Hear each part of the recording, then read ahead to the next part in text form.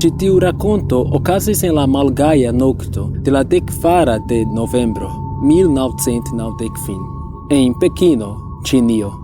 Maljunulo, kelkaj ankaŭ diras maljunulino, atendis ĉe bushaltejo je noktomezo, konversacante kun la sola alia homo tie, kvieta junulo.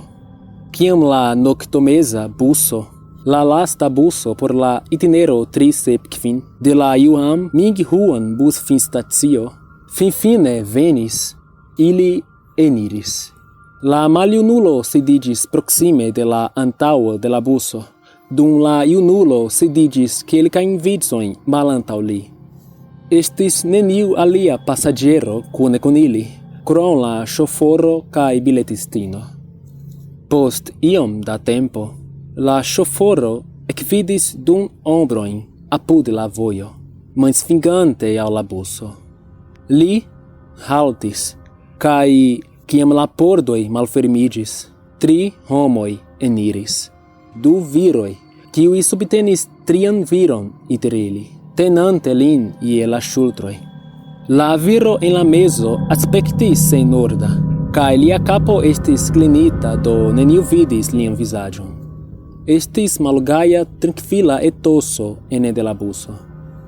Baldaŭ post tio, la maljunulo ekbatalis kontraŭ la junulo pro ia stulta preteksto ke li ŝtelis lian monujon. La kverelo kreskis kaj la ŝoforo devigis ilin eliri la buso.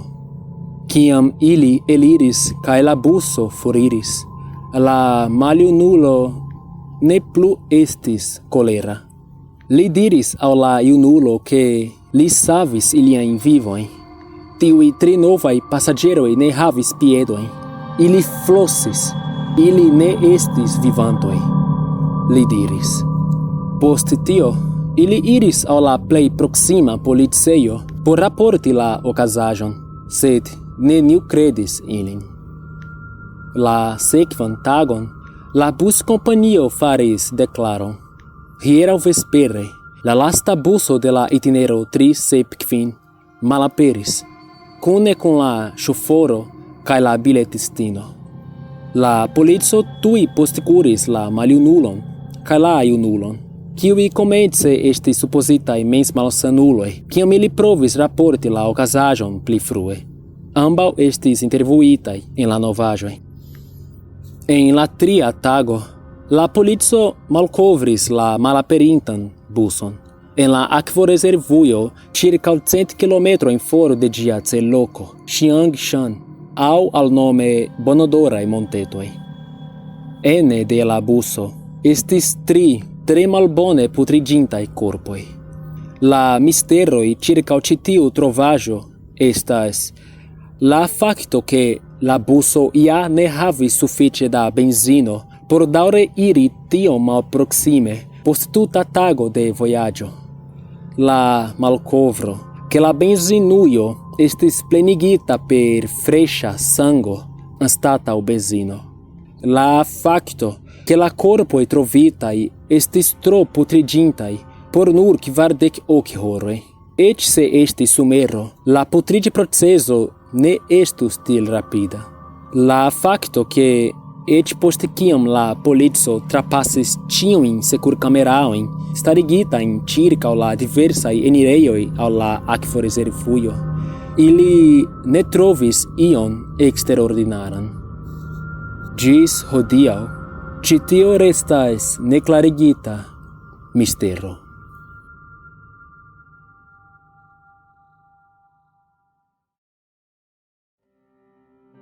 Saluton, mi estas Erikso. Atentu kion mi diros. Se vi ŝatas ĉi tiun kanalon, ĝian enhavon, konsideru diskonigi ĉi tiun filmeton aŭ la kanalon mem ĉe via sociretejo aŭ konato. Ni plenigu Esperantujon per hororrakontoj. Ni igu pli da homoj ekscii ke hororo ankaŭ ekzistas en Esperanto. Nur kopiu la ligilon kaj diskonigu. Kaj aldone ŝatu ĉi tiun filmeton. Tiu estas tiel facila kaj rapida. Dankon pro spekti. Ĝis poste.